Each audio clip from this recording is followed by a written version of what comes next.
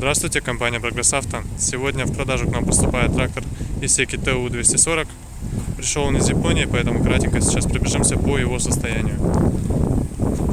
Состояние покрышек сразу хочется заметить прямо-таки почти как новое. Соответственно, передняя покрышка левая. Износ минимальный, но есть небольшие трещинки от хранения на солнце. Замечанием это назвать нельзя, но тем не менее.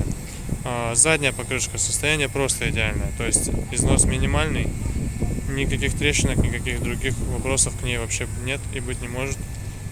По навесному устройству краска вся везде родная, соответственно видно, что все здесь сухо, чисто, в прекрасном состоянии. Идем дальше. В комплекте с трактором пришла фреза 1,5-метровая. По состоянию ножей видно, ножи практически не поношенные, то есть ходить будут очень долго. По правой стороне покрышка точно в таком же состоянии, новенькая абсолютно. Правая передняя покрышка с небольшими трещинами из-за хранения на солнце, но тем не менее износ также минимальный.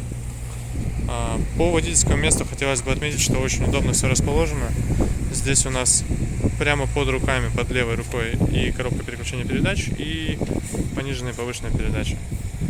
Под правой рукой вал отбора мощности и регулировка положения фрезы. То есть все это под руками водителя, все очень удобно. Понятное дело, блокировка заднего моста, педали, все в принципе остальное, как и на обычном тракторе. Наработка 824 моточаса, достаточно небольшая для большого трехцилиндрового мотора.